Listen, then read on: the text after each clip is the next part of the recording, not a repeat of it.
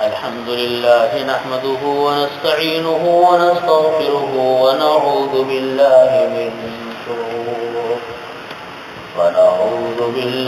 من شرور أنفسنا ومن سيئات أعمالنا من يهده الله فلا مضل له ومن يضلله فلا هادي له وأشهد أن لا إله إلا الله وحده لا شريك له وأشهد أن سيدنا وسندنا ومولانا محمدا عبده ورسوله. وقال الله تعالى في القرآن المجيد وفرقان الحميد: يا أيها الذين آمنوا كتب عليكم الصيام كما كتب على الذين من قبلكم لعلكم تتقون. بزرگان محترم، برادران عزیز، رمضان المبارک کی آمد ہے اور امید ہے کہ کل چاند ہو جائے گا. تو میں نے سوچا کہ رمضان المبارک کے حوالے سے کچھ باتیں عرض کر دوں، کیونکہ جو حصہ ہم کلام پاک کی تفسیر کا پڑھ رہے تھے وہ ایک جگہ پر پہنچ چکا ہے. انشاءاللہ عید الفطر کے بعد تفسیر قرآن پاک کا سلسلہ دوبارہ اللہ نے چاہا انشاءاللہ العزیز اس کو شروع کریں گے. چونکہ رمضان کا مہینہ سر پہ ہے اور امید ہے شاید کل پہلی تراویح ہو جائے گی، تو اس لیے کچھ باتیں رمضان کے حوالے سے کرنا چاہتا ہوں. اللہ رب العزت مجھ کو بھی عمل کی توفیق عطا فرمائے، آپ کو بھی توفیق عطا فرمائے، ہمارے سب گھر والوں کو توفیق عطا فرمائے. اور اللہ رب العزت اس رمضان کو ہم سب کے لیے مغفرتوں کا، رحمتوں کا، برکتوں کا، جہنم سے خلاصی کا مہینہ اس کو بنا دے. اور دعا فرمائے اللہ تعالیٰ سکون والا، عافیتوں والا، راحتوں والا، خوشیوں والا رمضان عطا فرما. یہ دعا بہت کثرت سے مانگنی چاہیے کہ اللہ تعالیٰ اس رمضان میں ہم کو برکتیں ہی برکتیں نصیب فرما اور اپنی رضا خاص عطا فرما. یہ ایک خطبہ ہے جو نبی پاک صلی اللہ علیہ وسلم نے رمضان سے پہلے خطبہ دیا تھا. بالکل رمضان شروع ہو رہا اور حضرات صحابہ کرام رضی اللہ عنہم اجمعین کو جمع کر کے آپ صلی اللہ علیہ وسلم نے رمضان کے بارے میں کچھ باتیں ارشاد فرمائی. تو میں نے چاہا کہ میں وہی خطبہ جو نبی کریم صلی اللہ علیہ وسلم نے رمضان سے پہلے دیا تھا وہی خطبہ میں آپ کو سنا دوں. اور اس سے زیادہ ہم کیا کہہ سکتے ہیں، بس یہی کہ اللہ تعالیٰ اس پر ہمیں عمل کی توفیق عطا فرمائے. حضرت سلمان فارسی رضی اللہ عنہ راوی ہیں اس خطبے کے، اور وہ فرماتے ہیں کہ خطبنا رسول اللہ صلی اللہ علیہ وسلم فی آخر یوم من شعبان. شعبان کا آخری دن تھا، یعنی غالباً 29 شعبان ہوگی، آج 28 شعبان ہے، ایک دن کا فرق ہے. تو فرماتے ہیں کہ حضرت سلمان فارسی رضی اللہ عنہ فرماتے ہیں کہ نبی کریم صلی اللہ علیہ وسلم نے آخری دن شعبان سے خطبہ دیا.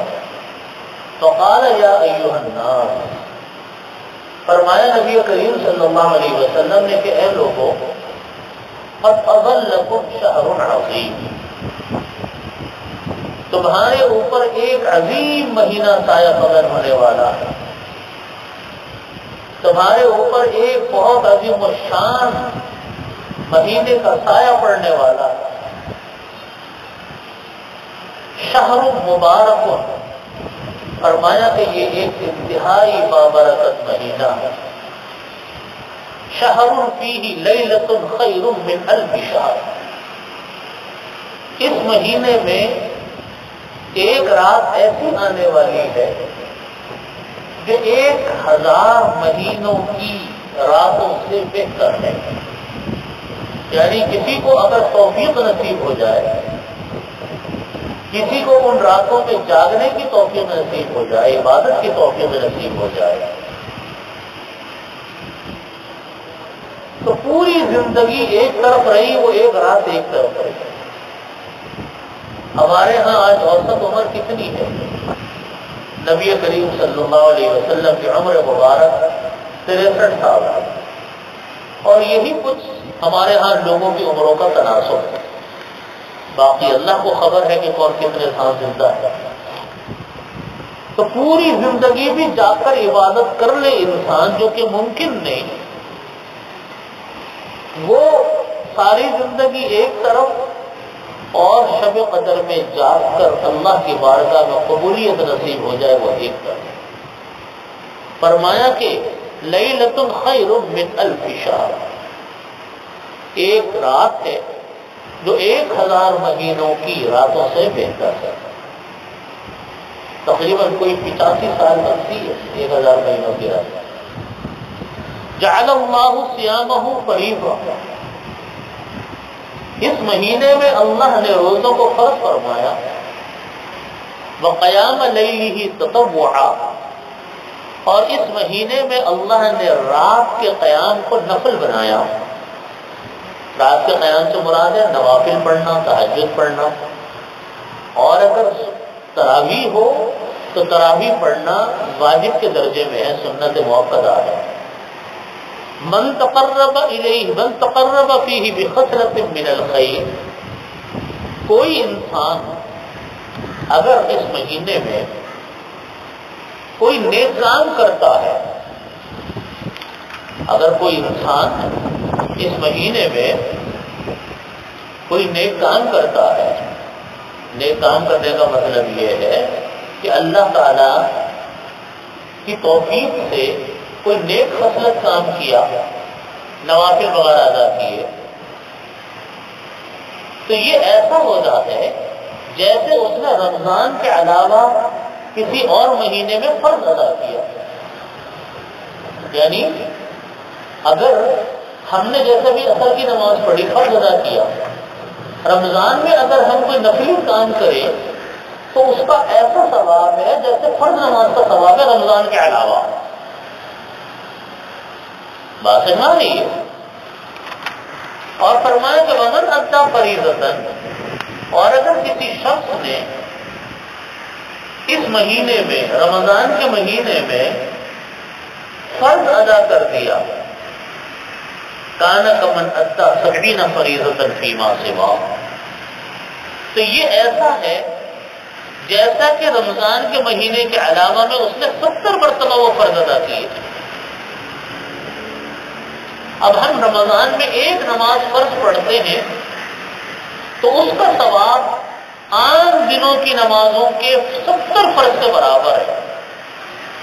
ایک ظہر کی نماز پڑھ لی تو گویا کہ عام دنوں میں 70 مرتبہ ظہر کی نماز پڑھ لی، عام دنوں میں گویا کہ 70 مرتبہ عصر کی نماز پڑھ لی.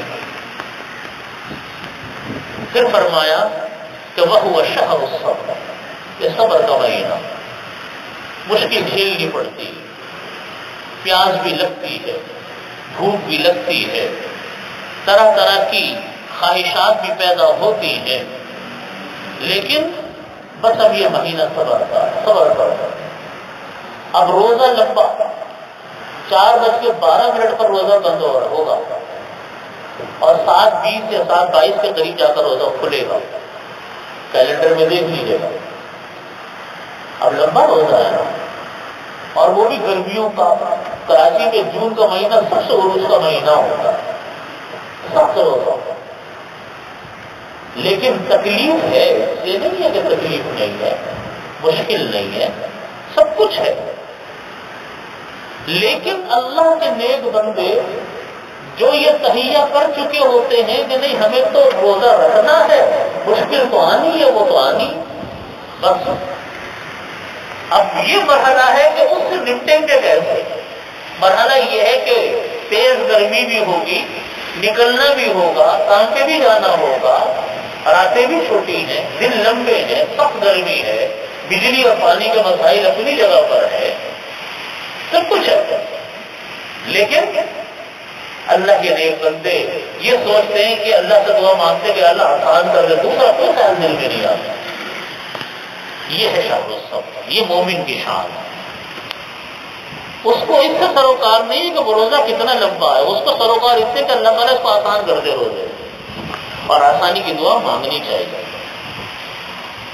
اب دیکھیے ہمارے ہاں تو پھر 15-16 گھنٹے کا روزہ، ہمارے ان یورپین ممالک میں 22 گھنٹے کے روزے، 21 گھنٹے کے روزے۔ اب بہرحال وہاں موسم اتنا گرم بھی نہیں آتا جتنا گرم ہمارے ہاں آتا، لیکن جو رکھنے والے ہیں وہ رکھیں گے، ان کو 22 گھنٹے کا روزہ، 21 گھنٹے کا روزہ کوئی متاثر نہیں کرتا، کوئی متاثر نہیں کرتا، اس کی تیاری کرتے ہیں۔ ہمیں لوگوں نے بتایا وہاں پہ کہ ہم جب مسجد میں آتے ہیں تو افطاری، سحری سب کا سامان لے کر مسجد میں آتے ہیں۔ اب آپ اندازہ کیجئے کہ کہیں 21 کا اور کہیں 22 کا روزہ ہے تو 3 گھنٹے میں مغرب، عشاء، افطار، تراویح، سمجھ رہی ہے، سب کچھ، چائے پانی دوا جو کچھ بھی ہے سب اسی 2.5-3 گھنٹے میں۔ تو ٹھیک ہے، اللہ کے نیک بندے ہیں، رکھتے ہیں روزہ، اس لیے فرمایا کہ شہر الصبر، صبر کا مہینہ۔ اسی لیے علماء نے لکھا ہے کہ صبر کی 2 قسمیں ہیں۔ ایک صبر ہوتا ہے اطاعت کے اوپر، نیک کاموں پر صبر کرنا۔ ایک نیک کام ہے، دل نہیں چاہ رہا، ہمت نہیں ہو رہی، لیکن رکھنا ہے، کرنا ہے، جیسا روزہ آ گیا، اب نیک کام ہے نا، یہ بھی صبر ہے، نیک کام ہے، فرض ہے، لیکن مشکل بھی ہے۔ اب کسی کو خدا نہ خواستہ تکلیفیں بھی پیش آ جاتی ہیں، کوئی شوگر کا مریض ہے، کوئی گردے کا مریض ہے، کسی کو پانی زیادہ دیر نہیں پی سکتا، تو وہ ڈاکٹر سے مشورہ کرے، اگر ڈاکٹر اجازت دے تو رکھے روزہ، نہیں اجازت دیتے تو نہ رکھے روزہ، اور ایام میں اس کو قضا کر سکتا ہے، لیکن ڈاکٹر سے بھی مشورہ کرے اور مفتیان اکرام سے بھی مشورہ کرے۔ تو نیکیوں کے اوپر صبر کرنا یہ ہے کہ ہمت نہیں ہو رہی، سخت گرمی ہے، کام ہے، دھندے ہیں، لیکن مقابلہ کرتا ہے اپنی عزم سے، اپنی ہمت سے، اپنی طاقت سے، یہ صبر علی الطاعات ہے، نیکیوں کے اوپر صبر کرنا۔ اور ایک ہے کوئی مصیبت خدا نہ خواستہ پیش آ گیا، تکلیفیں پیش آ گئی، حادثہ ہو گیا، کوئی چوٹ لگ گئی، کوئی خدا نہ خواستہ بیماری آ گئی، یہ مصیبت پر صبر ہے۔ ان دونوں کا بڑا ثواب، بہت ثواب ان دونوں کا۔ فرمایا کہ وہو شہر الصبر، یہ صبر کا مہینہ، وہ صبر ثوابہ الجنہ، اور فرمایا کہ صبر کا بدلہ صرف جنت ہے۔ صبر کرو، برداشت کرو، ہمت سے کام لو، اللہ تعالیٰ اس کے بدلے میں جنت عطا فرمائیں گے، جنت عطا فرماتے ہیں اللہ تعالیٰ۔ وشہر المواساۃ، غم خاری کا مہینہ ہے، دوسروں کے اوپر غم کرو، غم کھاؤ، ان کے غم میں شریک ہو، ان کی تکلیفوں میں شریک ہو، ان کی پریشانیوں میں ہاتھ بٹاؤ۔ وشہر المواساۃ، یہ غم خاری کا مہینہ ہے، دوسرے کوئی کسی گھر میں تکلیف ہے، آپ اس میں جا کر دوسرے کی تکلیفوں میں شامل ہوں، ان کا ہاتھ بٹائیں۔ کسی کے گھر میں مالی تنگی ہے، آپ ان کی مالی تنگی میں ان کا ہاتھ بٹائیں۔ کسی کے گھر میں کوئی مسئلہ ہے، اس کے اندر آپ ان کا ہاتھ بٹائیں۔ اب جیسے رمضان کا مہینہ ہے، اب کسی کے گھر میں کوئی تکلیف ہے، آپ جائیں، ان کی تکلیفوں میں کوئی مددگار بن سکتے ہیں تو مددگار بنے۔ کسی کے گھر میں کھانے پینے کی تنگی ہے تو کوئی فرق نہیں پڑتا صدقہ خیرات کرنے سے، ایک تھیلے کا فرق نہیں پڑتا، آپ ان کو جا کر ان کے کھانے پینے کی تنگیوں کو دور کریں۔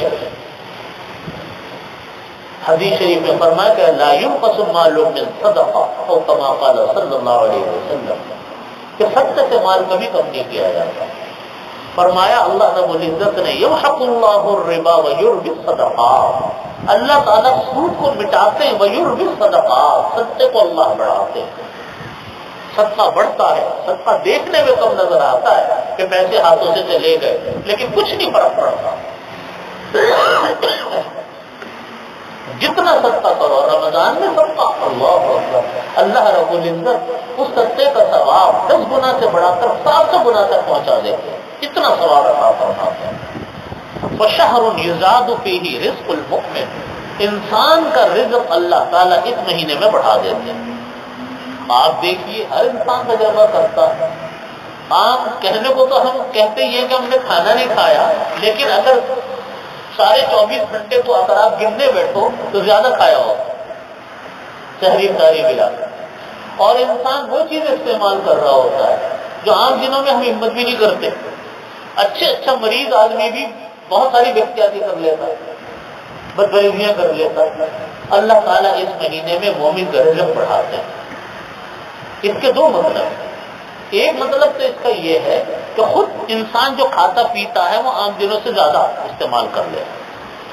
دوسرا یہ کہ اللہ تعالیٰ اس مہینے میں اپنے رزق کی فراوانی ہر گھر میں زیادہ بڑھا دیتا ہے، ہر گھر میں زیادہ فراوانی ہوتی ہے، خود بھی استعمال کر رہے ہیں، دوسروں کو بھی کھلا رہے ہیں، اپنے گھر میں اگر کچھ کام کرنے والے ہیں، پڑوس میں لوگ باغ ہیں، وہاں پر بھی جا رہا ہے، اللہ تعالیٰ کی طرف سے آمد بھی ہو رہی ہے، خرچ بھی ہو رہا، پڑ رہا ہے۔ اور آپ دیکھیے کتنے انسان وہ ہیں، بے شمار انسان، یہ توفیق کی بات ہے، اللہ تعالیٰ سب کو توفیق عطا کرتا ہے کہ کتنے افطار لوگوں کی افطاریوں کا انتظام لوگ کرتے ہیں، انگنت ہوٹلوں، سڑکوں پر جب آپ چل رہے ہو، افطار کا وقت آ جائے تو جگہ جگہ لوگ افطار کی چیزیں کھڑے ہوئے عام لوگوں کو دے رہے ہوتے ہیں، امیر غریب کی تصدیق کیے بغیر۔ خود ہماری مساجد میں لوگ افطاری کا انتظام کرتے ہیں، آتے ہیں لوگ، جاتے ہیں، اللہ تعالیٰ انسان کا رزق بڑھا رہے ہیں، رزق مل رہا ہے۔ اللہ فرمایا کہ وشہر یزاد فیہ رزق المؤمن، تو نبی کریم صلی اللہ علیہ وسلم نے فرمایا اس مہینے میں اللہ تعالیٰ انسان کا رزق بڑھاتے ہیں۔ پھر فرمایا من فطر فیہ صائما کان لہ مغفرۃ لذنوبہ وعتق رقبتہ من النار وکان لہ مثل اجرہ من غیر ان ینتقص من اجرہ شیء۔ فرمایا کہ من فطر فیہ صائما، کوئی انسان اگر کسی روزے دار کا روزہ افطار کروا دے، من فطر فیہ صائما، کوئی انسان اگر اس میں کسی روزے دار کا روزہ افطار کر دے تو 3 قسم کے ثواب ملتے ہیں۔ اتنا چھوٹا سا عمل، ایک کھجور آپ نے دے دی، ایک گھونٹ پانی کا دے دیا، کتنا چھوٹا عمل ہے، لیکن 3 قسم کے ثواب ملتے ہیں۔ نمبر 1 مغفرۃ لذنوبہ، افطار کرنے والے کے گناہوں کو اللہ معاف فرماتے ہیں۔ نمبر 2 وعتق رقبتہ من النار، دوزخ سے اس کی گردن کو آزاد فرماتے ہیں، دوسرا ثواب۔ تیسرا ثواب فرمایا کہ وکان لہ مثل اجرہ من غیر ان ینتقص من اجرہ شیء، اس روزے دار کو بھی اتنا ہی ثواب ملتا ہے، اس افطار کروانے والے کو اتنا ہی ثواب ملتا ہے جتنا اس روزے دار کو ثواب ملتا ہے۔ روزے دار کے ثواب میں کوئی کمی نہیں آتی، یعنی جس نے روزہ رکھا اس کو تو کوئی کمی نہیں آئی ثواب میں، افطار کرانے والے کو اس کے روزے کا بھی ثواب مل گیا۔ تو 3 قسم کے ثواب ہو گئے، ایک گناہوں کی معافی، نمبر 2 دوزخ سے خلاصی، نمبر 3 کہ اس جس کو افطار کروایا اس کے آدمی کے روزے کا ثواب بھی اس کو مل گیا، جبکہ اس کے روزے میں کوئی کمی نہیں آئی۔ اللہ، صحابہ کرام فرماتے ہم نے کہا یا رسول اللہ لیس کلنا نجد ما یفطر بہ الصائم، ہم میں سے تو ہر شخص نہیں پاتا اتنا کچھ کہ ہم کسی دوسرے انسان کو کھلا پلا دیں۔ صحابہ کرام نے کہا کہ یا رسول اللہ ہمارے پاس تو اتنا کچھ نہیں ہوتا. اس زمانے میں وہ غربت بہت تھی کہ ہم کسی کو اتنا کچھ کھلا پلا دیں کہ وہ آدمی اچھی طرح کھا پی لے. فقال رسول اللہ صلی اللہ علیہ وسلم، تو نبی کریم صلی اللہ علیہ وسلم نے فرمایا کہ میں یہ نہیں کہتا کہ پیٹ بھر کے کھانا کھلا دوں، یہ نہیں میں کہا. تو نبی کریم صلی اللہ علیہ وسلم نے فرمایا کہ یعطی اللہ هذا الثواب من فطر صائما على مسقط لبن او تمرہ او شربت من ماء. یہ ثواب صرف اس شخص کو ملے گا جو انسان کسی دوسرے کو دودھ میں پانی ملا کر یا سارا پانی دے کر یا ایک کھجور کھلا کر روزہ افطار کرا، یعنی تھوڑا سا دودھ ہے اس میں پانی ڈال کے کچی لسی سی بنا کے پلا دیا، یا ایک گھونٹ پانی پلا دیا سادہ پانی، او تمرہ یا ایک کھجور کھلا دی، تو فرمایا اللہ تعالیٰ یہ ثواب اس پر دے رہے ہیں، گناہوں کی معافی، دوزخ سے آزادی، دوسرے کے روزے کا ثواب، ایک کھجور سے افطار کرا دیا، ایک گھونٹ پانی پلا دیا. اور پھر فرمایا کہ جہاں تک رہی پیٹ بھر کے کھانا کھلانے کی بات، وہ تو ابھی آئی نہیں.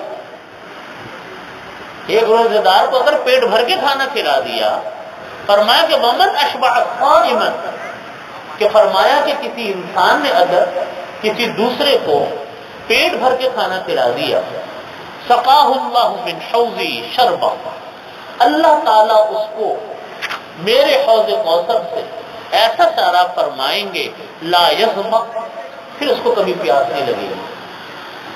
ایسا اللہ تعالیٰ سیرابی کریں گے حوض کوثر سے کہ پھر اس کو کبھی پیاس نہیں لگے گی، حتی یدخل الجنہ، یہاں تک کہ وہ جنت میں داخل ہو جائے.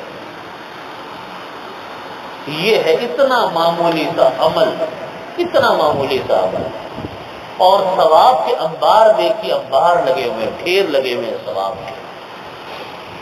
اب یہ توفیق کی بات ہے کہ ہم بعض اوقات ہمارے ذہن میں بڑے بڑے منصوبے آتے ہیں اور وہ منصوبے دھرے کے دھرے رہ جاتے ہیں. چھوٹے عمل کی توفیق ہی نہیں ہوتی. چھوٹے چھوٹے عمل کرتے رہنے چاہیے، بڑے منصوبے جب ہوں گے دیکھے جائیں گے. بڑے منصوبے جب ہوں گے تو دیکھے جائیں گے. چھوٹے چھوٹے عمل جو ہیں ان کا پر انسان کو بھی توجہ دینی چاہیے. پھر آگے فرمایا نبی کریم صلی اللہ علیہ وسلم نے، وَهُوَ شَهْرٌ أَوَّلُهُ رَحْمَةٌ، یہ وہ مہینہ ہے جس کے پہلا عشرہ رحمت ہے، وَأَوْسَطُهُ مَغْفِرَةٌ، اس کا درمیانہ عشرہ وہ عشرہ مغفرت ہے، اور اس کا آخری عشرہ عتق من النار، دوزخ سے خلاصی کا مہینہ ہے.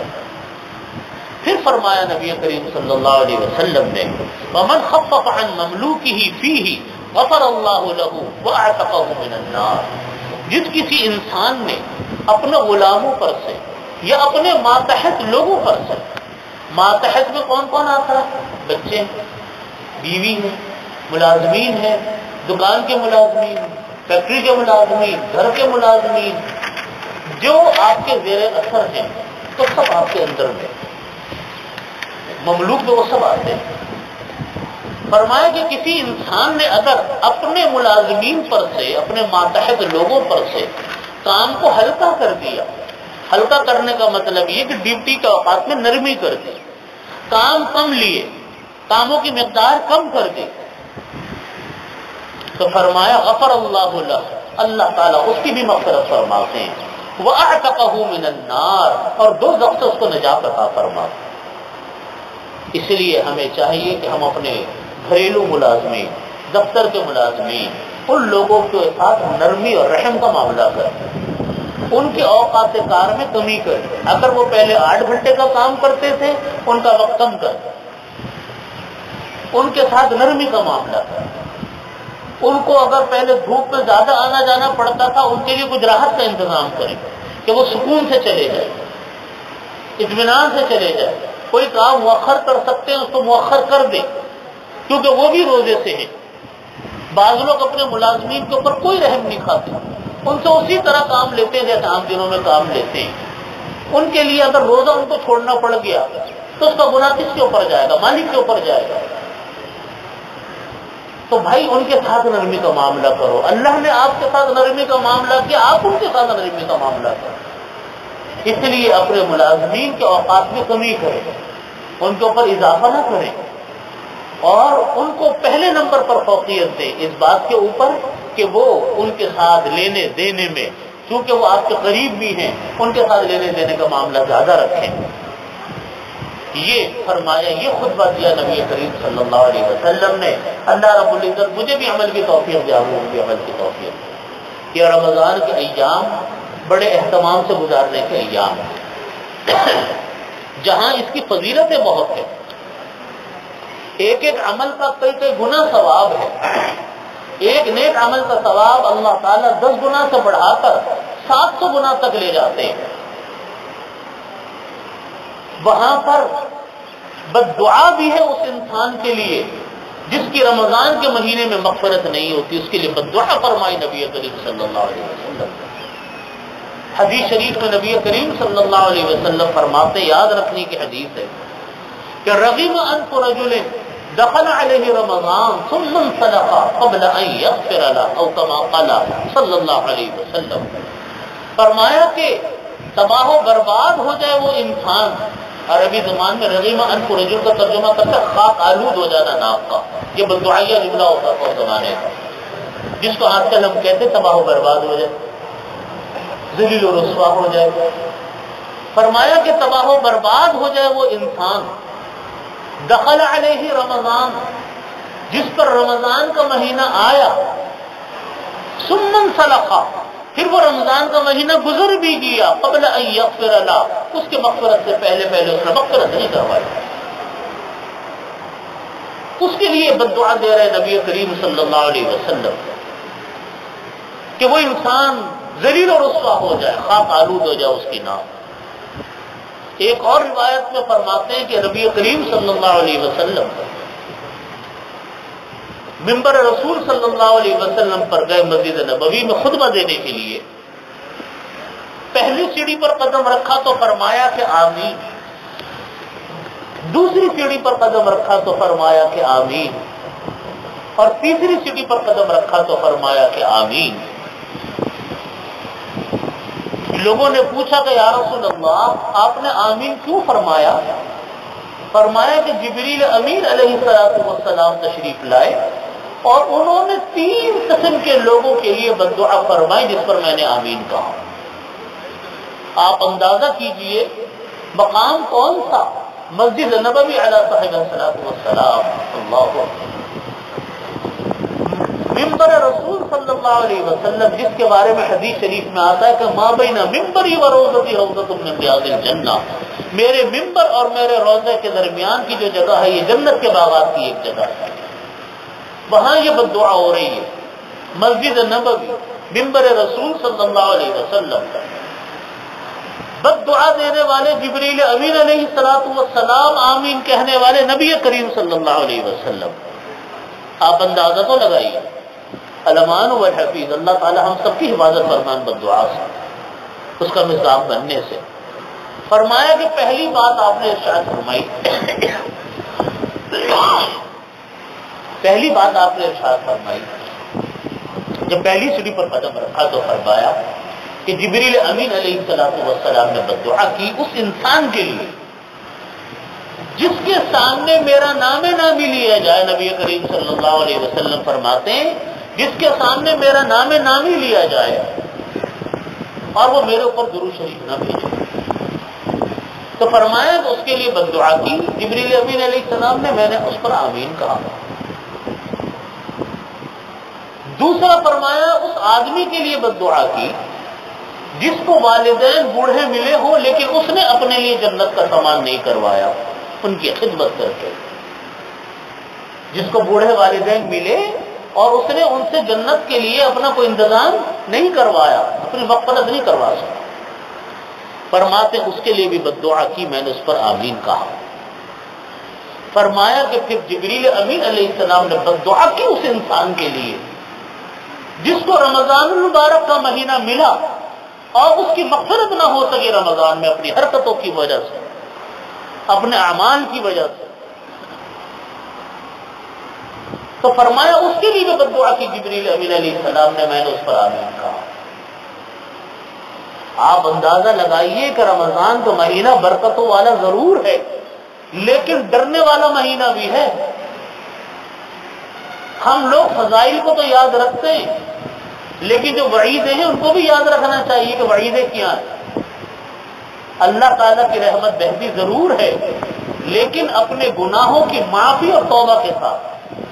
کوئی انسان یہ چاہے کہ میں اپنی زندگی کے روز و شب میں کوئی فرق نہ لے کر آؤں، کوئی کام میں زندگی کا چھوڑوں نہیں، اور کھانے کی دیگ تقسیم کر دوں، مسجد میں افطاریاں رکھوا دوں، میری بخشش ہو جائے گی، بعض اوقات ایسا نہیں ہو پاتا، یہ تو اللہ کے فیصلے، اللہ تعالیٰ کیا فرماتے، لیکن ایسا ہر جگہ نہیں ہوتا۔ جب تک اپنے گناہوں کی انسان توبہ نہ کرے، جب تک انسان اپنے گناہوں پر شرمسار نہ ہو۔ یہ رمضان کا مہینہ جہاں نیک کاموں کا ہے وہاں گناہ چھوڑنے کی مشق ہے۔ یہ رمضان کا مہینے کا مقصد یہ ہے، سمجھنے کی بات ہے کہ رمضان کا مہینے کا مقصد یہ ہے، اللہ یہ جیسے ایک مشینریاں ہوتی ہے نا، فیکٹری کی مشینریاں ہیں، یہ ان کی اوور ہالنگ ہوتی ہے، گاڑیوں کی سروس ہوتی ہے، یا بڑے بڑے پلانٹوں کی ایک سروس ٹیوننگ ہوتی ہے۔ یہ انسان کی سروس ٹیوننگ کا زمانہ ہے، یہ آدمی کی اوور ہالنگ کا زمانہ ہے۔ اللہ تعالیٰ انسان کی تربیت فرماتے کہ دیکھو اس ایک مہینے میں تم میرے در پر آ جاؤ، لگ کے میری عبادتیں کرو، نمازیں پڑھو، فرائض جو ہیں وہ تو پورے کرنے ہی کرنے، نفلی عبادتیں بھی خوب لگ کے کرو، گناہوں کو چھوڑنے کی عادت ڈالو۔ اگر گناہوں کو نہیں چھوڑا، معصیتوں کو نہیں چھوڑا تو تنہا نیکیاں کچھ نہیں کر پاتی بعض اوقات۔ اس کی مثال ایسی ہے جیسے ایک آدمی نے ایئر کنڈیشن چلایا کمرے میں اور کھڑکی دروازے سارے کھولے ہوئے۔ آپ مجھے بتائیے کمرہ ٹھنڈا ہوگا؟ کمرہ کبھی ٹھنڈا نہیں ہوگا، حالانکہ ایئر کنڈیشن تو ٹھیک چل رہا، آپ اس کی کولنگ کو چیک کرواؤ، بہترین کولنگ ہے اس میں، لیکن کمرہ ہے کہ ٹھنڈا نہیں ہوتا۔ آپ اگر کسی میکینک کو دکھاؤ وہ کہے گا کہ بھائی ایئر کنڈیشن میں گڑبڑ نہیں ہے، آپ اپنے کھڑکی دروازے کولنگ تو بند کریں، آپ جو باہر نکل رہی ہے۔ تو جس طرح وہ کمرہ ٹھنڈا نہیں ہوتا، اسی طرح انسان کی معصیتوں اور نافرمانیوں کے ساتھ روزے کے انوارات اور برکات نصیب نہیں ہوتے۔ روزے انسان کو ٹھنڈا نہیں کر پاتے، اس کے گناہوں کو نہیں ختم کر پاتے، کیونکہ وہ گناہ چھوڑ نہیں رہا۔ روزہ رکھ لیا، روزہ رکھنا تو کافی نہیں ہے، ٹھیک ہے فرض ادا ہو گیا وہ ایک الگ بات، لیکن جو برکتیں ہیں، رحمتیں ہیں، وہ تو اس وقت نصیب ہوں گی جب اللہ کی نافرمانیوں کا دروازے بھی تو بند کرے۔ تو بھائی رمضان کا مہینہ یہ اس تربیت کا مہینہ ہے، اور اللہ رب العزت انسان کو یہ باور کرا رہے ہوتے ہیں کہ دیکھو تمہارے اندر اتنی بڑی قوت ارادی اللہ نے رکھی ہے، اتنی طاقت ہے انسان کے اندر کہ اتنی شدید گرمیوں میں وہ روزہ رکھ رہا ہے، کھا نہیں رہا، تہیہ کر لیا کہ سب آج مغرب تک کچھ نہیں کھاؤں گا، شام 4 بجے رات 4 بجے سے تہیہ کر کے بیٹھ گئے کہ صبح تک نہ کچھ کھانا ہے نہ پینا، کر لیا۔ اب بھوک لگ رہی ہے، پیاس لگ رہی ہے، برداشت کر رہا ہے، مغرب ہو گیا۔ اس کا مطلب کیا ہوا؟ اللہ تعالیٰ نے یہ بتایا کہ کھانا پینا جیسی ضروری چیز، اس کے بغیر ہم عام دنوں میں زندہ نہیں رہ سکتے،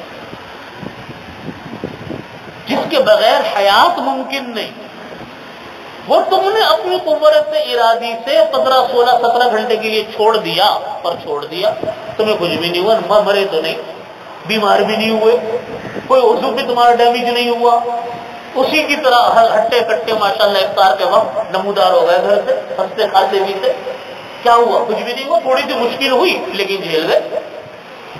تو پتہ چلا کہ طاقت ہے برداشت کرنے کی، پتہ چلا کہ کسی چیز کو چھوڑنا چاہو تو کھانا پینا بھی چھوڑ سکتے ہو اللہ کے خاطر۔ اللہ تعالیٰ فرماتے جب کھانا پینا چھوڑ سکتے ہو اتنے لمبی مدت کے لیے، تو تم چھوٹے موٹے گناہوں کو کیوں نہیں چھوڑ سکتے بھائی؟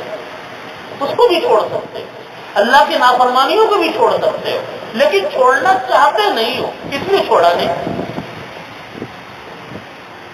حالانکہ آپ دیکھیے اسی لیے علماء لکھتے ہیں کہ دیکھو جو چیزیں رمضان میں عام دنوں میں حلال تھی، رمضان میں وہ اللہ تعالیٰ نے حرام کر دی. کھانا پینا حلال تھا، انسان کی اپنی ذاتی خواہشات حلال تھی، وہ رمضان میں منع ہو گئی. تو اللہ کے کہنے سے عام 11 مہینوں میں جو چیزیں حلال تھی ان کو تو آپ نے اللہ کے کہنے سے رمضان میں چھوڑ دیا، اور جو 12 مہینے حرام تھی ان کو رمضان میں بھی نہ چھوڑا. بھائی جو گناہ 12 مہینے کے حرام ہے، جھوٹ ہے، دھوکہ ہے، حرام پیسہ کمانا ہے اور طرح طرح کے گناہ ہیں، وہ تو پورے 12 مہینے کے لیے دائمی حرام ہے نا. ان کو نہ رمضان میں چھوڑنے کے لیے تیار، نہ رمضان کے علاوہ چھوڑنے کے لیے تیار. کیوں تیار نہیں؟ اس لیے کہ ارادہ نہیں کیا، ارادہ نہیں. تو بھائی روزے کا مقصد یہ ہے، اللہ تعالیٰ نے انسان کو یہ بتایا کہ ہم نے تمہارے اندر ایک قوت ارادی رکھی ہے، بڑی زبردست طاقتور چیز، وہ تم نے کرنی چاہی کر دی، وہ تم نے نہیں کرنی چاہی نہیں کی.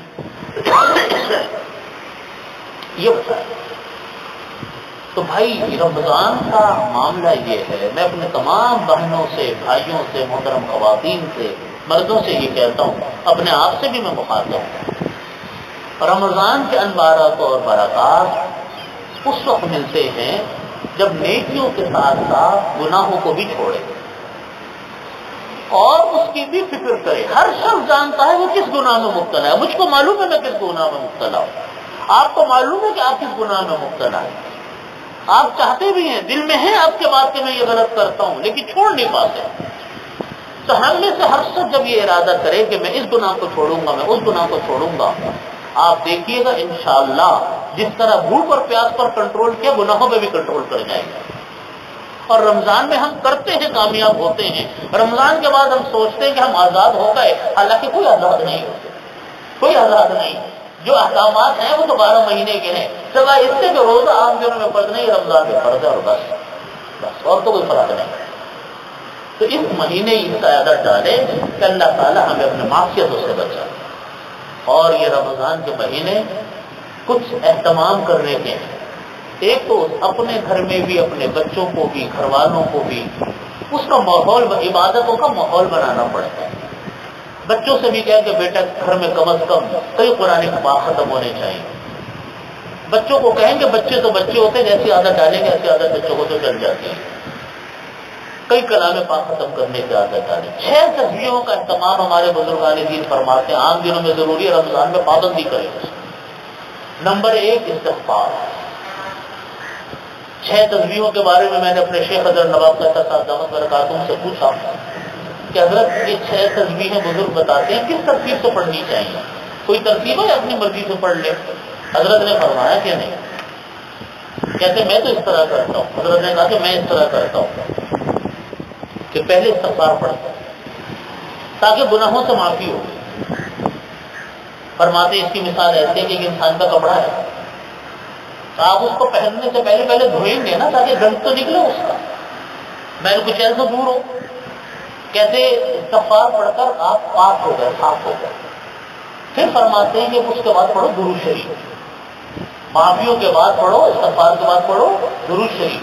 یہ ایسا جیسا آپ نے عطر لگا لیا اپنے جسم کے. پھر فرماتے تھے کہ سبحان اللہ و بحمدہ سبحان اللہ العظیم.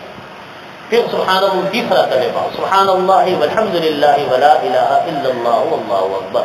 یہ چوتھی تسبیح. پہلی استغفار، دوسری درود شریف، تیسری سبحان اللہ و بحمدہ سبحان اللہ العظیم، چوتھی سبحان اللہ والحمد للہ ولا الہ الا اللہ واللہ اکبر.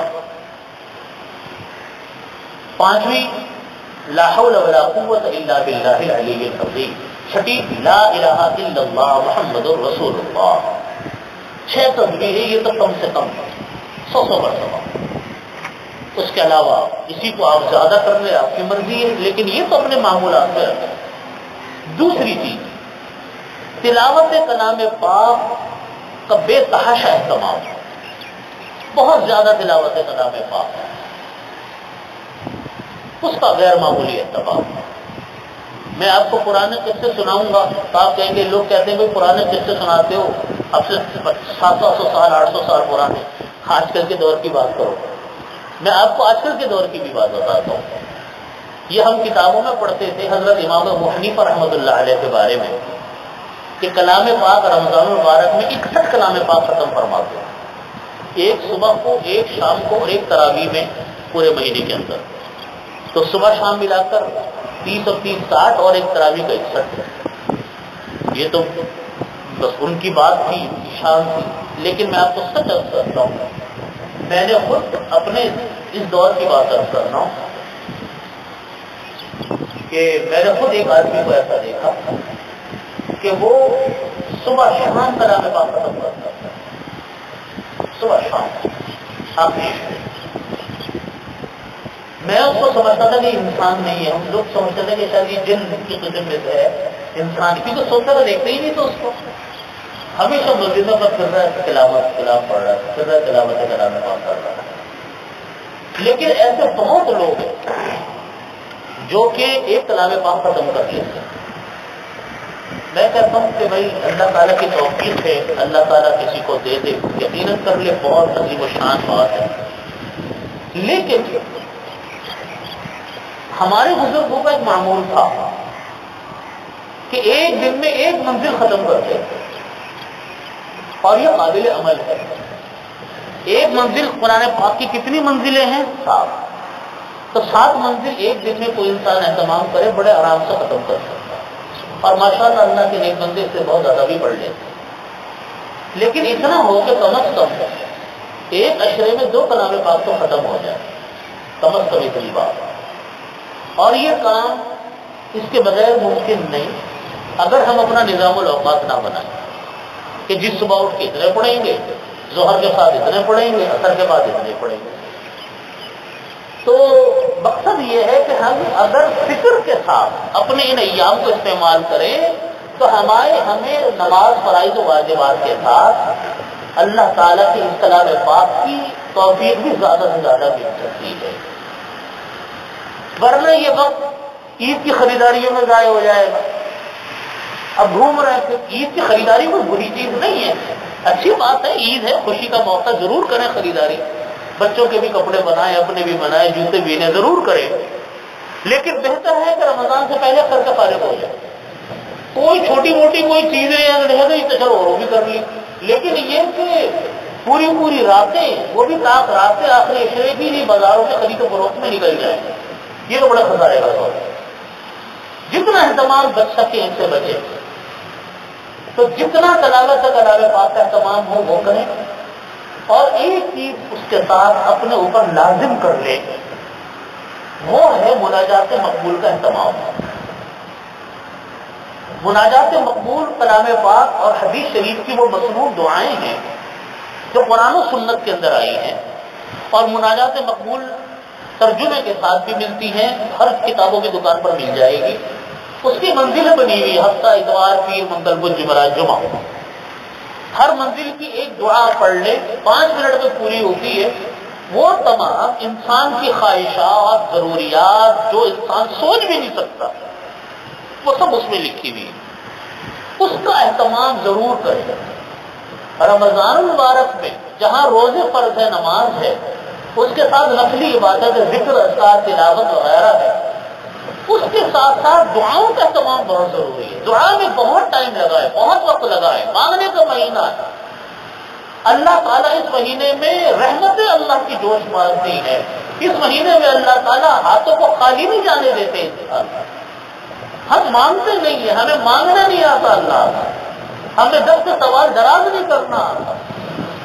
اس کا اہتمام کرے.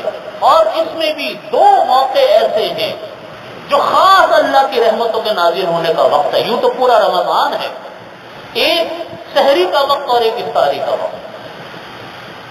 ایک سحری کا وقت اور ایک افطاری کا وقت. حدیث شریف میں فرمایا کہ روزے دار کو للصائم فرحتان، روزے دار کو 2 خوشیاں ملتی ہیں، فرحت عند فطری و فرحت عند لقاء ربی. ایک افطار کی خوشی، سارا دن بھوکا پیاسا رہ کر جب انسان افطار کرتا ہے اس کی خوشی ہوتی ہے. اور ایک جب وہ روزے دار اللہ سے ملے گا، ایک اس کی خوشی ہوتی ہے. تو وہ جو خوشی کا مرحلہ ہے روزے دار کی، وہ اللہ کی معافیوں کا وقت ہے، اللہ کی رحمتوں کا وقت ہے، اللہ تعالیٰ کی طرف سے نازل ہونے والی رحمتوں کی انتہا ہوتی ہے اس وقت۔ وہ وقت اللہ تعالیٰ کی دعاؤں سے خالی جاتا نہیں، وہ ہاتھ خالی نہیں جاتے، اب مانتے نہیں۔ مصیبت اب ایک اور آ پڑی ہمارے یہاں، اس وقت میں اب ٹی وی پہ ایسے ایسے الٹے سیدھے پروگرام آ گئے کہ وہ سارے دعاؤں کا وقت، ذکر اللہ کا وقت، اللہ سے لو لگانے کا وقت، وہ سارے ٹی وی کے سامنے بیٹھ کر گزر جاتا ہے۔ افطار کی ٹرانسمیشن شروع ہو گئی اور اب سحری کی ٹرانسمیشن شروع ہو گئی۔ دوسرا سحری کا وقت ہے، تہجد کا وقت ہے، اللہ سے لو لگانے کا وقت ہے، اللہ کے سامنے رونے کا وقت ہے، بڑی قبولیتوں کا وقت ہے، بڑی رحمتوں کا وقت ہے، وہ بھی ہمارا برباد ہو جاتا ہے ٹی وی کے آگے بیٹھ کر۔ خدا کے واسطے اس لعنت کو دفن کریں اس مہینے میں، اپنے ٹی وی کو لپیٹ کے رکھ دیں اس مہینے میں، کھولیں نہیں اپنے ٹی وی کو، اور اپنے دیکھیے ہم خود سیکھیں بھی اور سکھائیں بھی اپنے گھر والوں کو اور بچوں کو، ان کو کہیں کہ بیٹا دعائیں مانگو، دعاؤں کا اہتمام کرو، افطار کا وقت ہے دعائیں مانگو، اس سے پہلے تلاوت کرو۔ سحری کا وقت ہے، تہجد پڑھو اور اللہ سے مانگو، مانگنے کا وقت ہے۔ روزے دار کی جو ہماری خواتین روزے دار کے انتظامات میں لگتی ہیں، سحری کے انتظامات کرواتی ہیں گھر والوں کو، شوہروں کو، بچوں کو، یا افطار کے وقت لگتی ہے، وہ بھی اجر و ثواب ہی اجر و ثواب ہے۔ ہم نے ابھی پیچھے پڑھا کہ ایک روزے دار کو افطار کرانے کا کتنا ثواب ہے۔ ہماری جو خواتین ہوتی ہیں گھر کی، وہ ہم مردوں کو، اپنے گھر کے بچوں کو، گھر والوں کو، سب کو وہی تو افطار کرواتی ہے، کتنے انسانوں کے افطار کا ثواب اس کو ملتا ہے۔ تو وہ کوئی ثواب سے خالی نہیں ہے، اس کے ساتھ ساتھ وہ جو ذکر کرتے، اپنا استغفار کریں، اللہ سے دعائیں مانگے، وہ اس کے ساتھ ہے۔ میرا کہنے کا مقصد یہ ہے کہ دعاؤں کا اہتمام، تہجد کا اہتمام، ذکر اللہ کا اہتمام، تلاوت کا اہتمام، اور نفلی عبادتوں میں یوں تو ہم تراویح سنت مؤقتہ ہے، واجب ہے، اس کو پڑھتے ہیں، لیکن تہجد اہتمام کے ساتھ رمضان کے مہینے میں اس کو کریں۔ نبی کریم صلی اللہ علیہ وسلم نے کبھی تہجد کو نہیں چھوڑا۔ عام دنوں میں ہم تو صرف رمضان کی بات کر رہے ہیں، رمضان میں اہتمام کریں کہ یہ عبادت نہ چھوڑیں، یہ انتہائی اللہ تعالیٰ کی محبوب ترین عبادت ہے تہجد کی نماز، اتنی محبوب ہے کہ محبوب خدا نے کبھی اس کو نہیں چھوڑا۔ تو اللہ سے دعا کریں اللہ تعالیٰ سارے سال ہم کو یہ دولت عطا فرمائے، لیکن نہیں ہوتی تو کم از کم رمضان میں تو ہم سے نہ چھوٹے۔ اور ایک بات اور ہے، اگر آپ کو یہ ڈر ہو کہ میں اٹھ کر تہجد نہیں پڑھ سکوں گا، یا کسی دن یہ ڈر ہو کہ اٹھ کر ہم تہجد نہیں پڑھ سکیں گے، تو پڑھ کر سو جائیں۔ تہجد کا وقت جو اصل وقت ہے وہ تو ہے آخر کا، لیکن علماء نے لکھا ہے کہ اگر کوئی انسان آخر میں نہیں پڑھ سکتا تو شروع میں پڑھ لے، رات کے شروع میں پڑھ لے۔ بہت سارے صحابہ کرام کا معمول یہ تھا کہ وہ شروع میں پڑھ لیا کرتے، لیکن قضا نہیں کرے، چھوٹے نہیں جاتے۔ ایک تو یہ بات، دوسرا یہ کہ اوابین مغرب کی نماز کے بعد 6 رکعات اوابین کی نماز اگر ہو سکے تو پڑھ لیں، نور العلا نور، نہ ہو سکے کوئی بات نہیں، لیکن اگر آپ پڑھیں گے تو 7-8 منٹ میں ہو جاتی ہے، کوئی لمبا چوڑا کام بھی نہیں۔ تو اس کا اہتمام، تو بات کا حاصل یہ نکلا کہ سب سے اہم چیز فرائض کا اہتمام کریں۔ فرائض میں نماز با جماعت تکبیر اولیٰ کے ساتھ اہتمام کریں گے، ہو جائے گا۔ روزے تو فرض ہے ہی، وہ تو رکھنے ہی رکھنے ہیں انشاءاللہ، اللہ سے دعا کریں کہ روزہ فرض رکھیں، اللہ تعالیٰ موقع عطا کرے۔ اور دوسرے پھر فرائض کے بعد تیسرے نمبر کے فرائض کے بعد دوسرے نمبر کی چیز ہے گناہوں سے بچنے کا اہتمام۔ نوافل کا درجہ بعد میں، پہلے نمبر پر ہے گناہوں سے بچ، فرائض کے بعد ہے گناہوں سے بچنا۔ کوئی گانے سننے کا بھی ہے، یہ یاد رکھیے گانے 12 مہینے کا گناہ ہے، میوزک 12 مہینے کا گناہ ہے، رمضان میں گناہ بڑھ جاتا ہے۔ فلمیں دیکھنا، طرح طرح کی میوزک سننا، یہ 12 مہینے کا گناہ ہے، رمضان میں یہ گناہ بڑھ جاتا ہے۔ یا کوئی اور ایسی معصیت، کسی اور کوئی گناہ ہے، ان گناہوں کے اندر کوئی انسان مبتلا ہے تو اس کو چھوڑنے کا اہتمام کرے۔ ان کے بعد پھر درجہ آتا ہے نفلی عبادتوں کا۔ نفلی عبادتوں میں افضل ترین عبادت تلاوت کلام پاک، اور رمضان کی خاص نفلی عبادت کو تلاوت کلام پاک ہے، کیونکہ اس مہینے میں اللہ نے کلام پاک کو نازل فرمایا، اور رمضان کی نسبت خاص کلام پاک سے، خاص نسبت ہے کلام پاک، جتنا ہو سکے کم از کم ایک عشرے میں میں نے کہا کہ 2 مرتبہ یا ایک منزل کلام پاک کی پڑھے، اللہ تعالیٰ توفیق عطا فرمائے۔ پھر چوتھے نمبر کی چیزیں دعائیں، اس کا اہتمام، دعاؤں میں اپنے ہاتھ اٹھا کر بھی دعا مانگے جو مانگنی ہے، اور مسنون دعائیں یعنی مناجات مقبول کا اہتمام روزانہ، اور بہتر ہے ترتیب ایسی بنائیں کہ اثر کے بعد تلاوت کی، ذکر و اذکار کیا، پھر افطار سے پہلے مناجات مقبول کھول کر بیٹھ گئے اور افطار تک دعائیں مانگتے رہے۔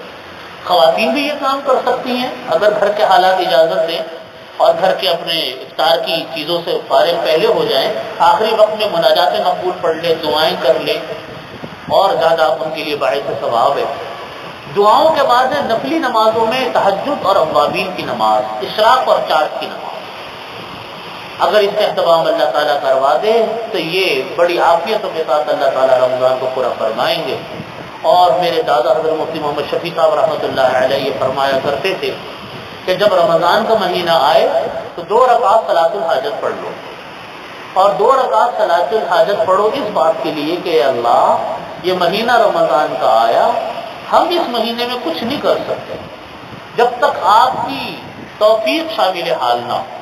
ہم آپ سے سوال کرتے کہ یا اللہ ہمارا یہ مہینہ رمضان کا اپنی عبادتوں کے ساتھ، اپنے ذکر کے ساتھ، اپنے فرائض کے اہتمام کے ساتھ گزروا دیجیے، اپنی رحمت عطا فرمائیے، اس مہینے کو ہمارے لیے آسان فرمائیے، نیکیوں کو آسان فرمائیے، تلاوت کو آسان فرمائیے، ذکر و اذکار کو آسان فرمائیے۔ فرماتے اس کی دعا مانگ لیا کرو شروع روزے کے اندر، کہتے بس پھر اللہ ہی کی توفیق سے رمضان چلتا ہے، اور دعا کریں اللہ تعالیٰ عافیتوں والا، سکون والا، اطمینان والا، بشاشت قلبی والا رمضان عطا فرما۔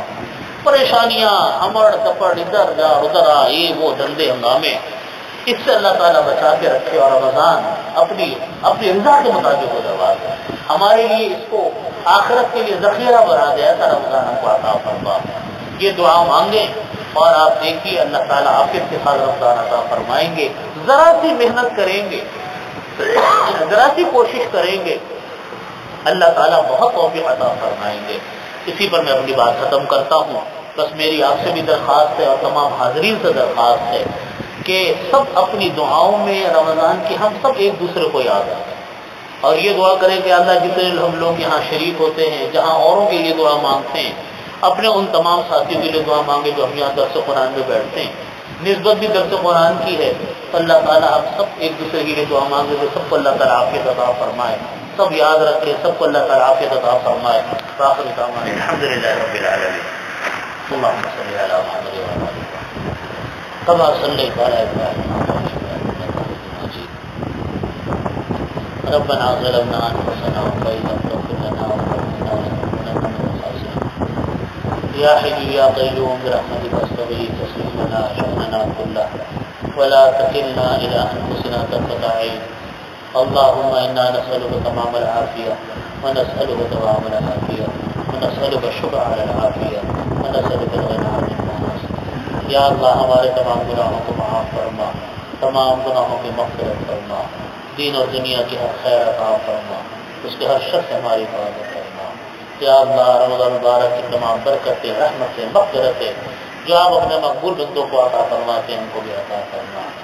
ربنا تقبل منا انك انت السميع العليم وتب علينا انك انت التواب الرحيم۔ اللهم صل على